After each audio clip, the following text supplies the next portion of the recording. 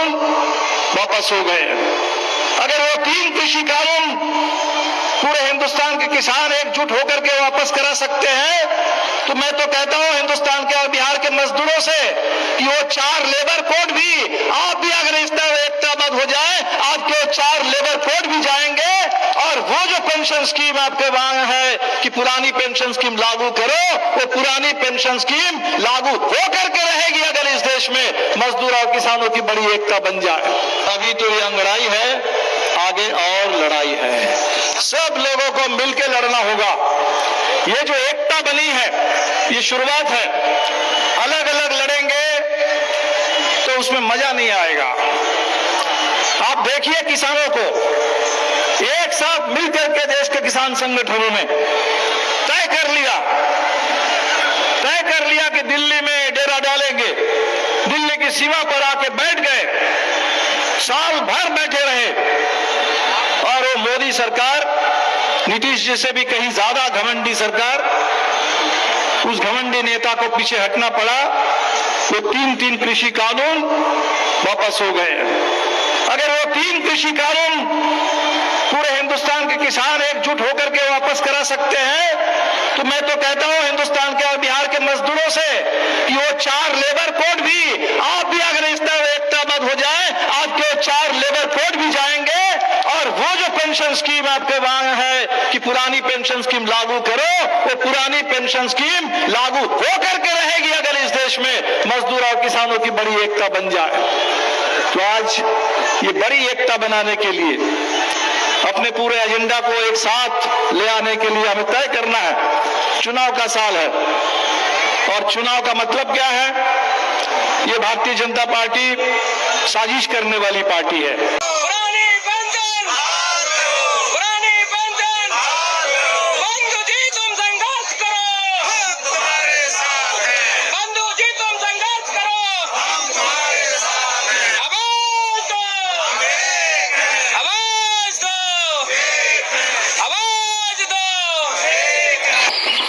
उस ज्ञापन से हम पूरी तरह से सहमत हैं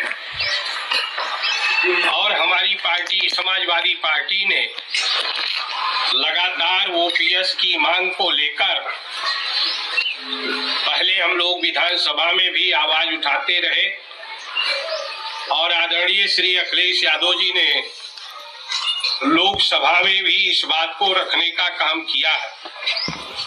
आपने जो ज्ञापन दिया है उस ज्ञापन के आदरणीय श्री प्रधानमंत्री जी को पत्र भी लिखने का काम करेंगे।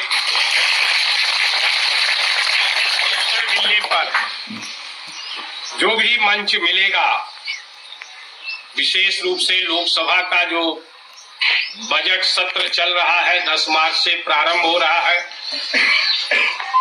उस सत्र में रखने का अवसर मिलेगा तो निश्चित रूप से हम इस सदन में, लोकसभा के सदन में पार्टी की तरफ से आप लोगों को पुरानी पेंशन दिए जाने की मांग को जोरदार ढंग से उठाने का काम। लेकिन मैं आप लोगों से एक निवेदन जरूर करना चाहता हूं कि ताकत पैदा करने की जरूरत है और हमें एक कथन इस देश के बहुजन नायक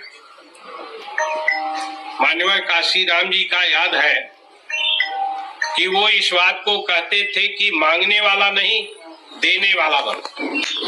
और उसके कारण उन्होंने कहा कि राजपाट एक ऐसी ताकत है जिससे हर बंद दरवाजे खुलते हैं। आपको गांव के विकास के लिए सड़क की आवश्यकता है, नौजवानों के लिए रोजगार की आवश्यकता है, कमजोर वर्गों पर होने वाले अत्याचार को रोकने की आवश्यकता है। वो राजपाट की शक्ति से होगा। जो सरकार आपकी बात को ध्यान से नहीं सुन पा रही है और आपके बहुत बड़े आंदोलन के बाद भी दिल्ली के रामलीला मैदान में जो शक्ति प्रदर्शन करने के बाद भी सरकार ने इस बात पर ध्यान देने का काम नहीं किया है तो निश्चित रूप से हमारी ये चाहत है कि आप सब लोग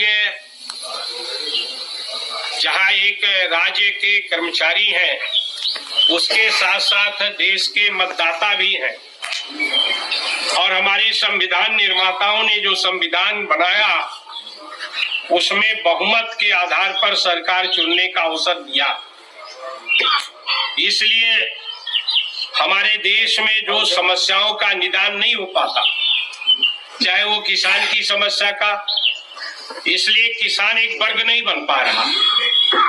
एक वर्ग बनकर लड़ाई लड़ता तो उसकी समस्या के आगे सब नतमस्तक रहते और सब उसकी बात सुनते। उसी तरह से पहले कर्मचारी की एक एकता होती थी, वो जाति और धर्म के आधार पर बंटता नहीं था, और जब कर्मचारी अंगड़ाई लेता था तो सरकारें नतमस्तक हो जाया करती थी।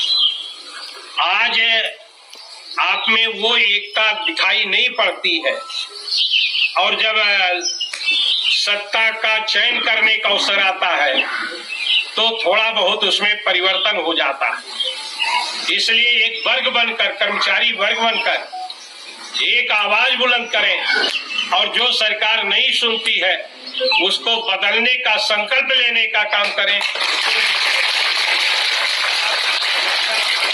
समाप्त हो जाएगी। तमाम ऐसे कार्य सरकारें कर रही हैं जिसकी आवश्यकता नहीं है। ऐसे ऐसे फिजूल खर्ची की तरफ बढ़ रहे हैं जिसकी आवश्यकता नहीं है।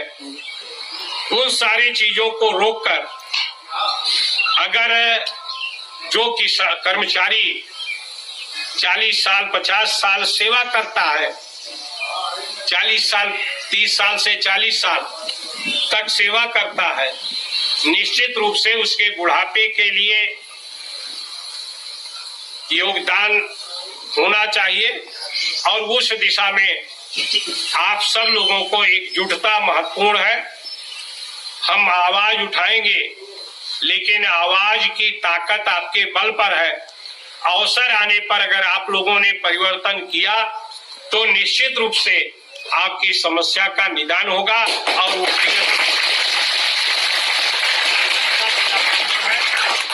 हम सब आप सब लोगों की भावनाओं का आदर करते हुए इस समस्या के समाधान के लिए जितनी हम में ताकत है उसका निश्चित रूप से प्रयोग करके आपकी लड़ाई लड़ने का काम करें।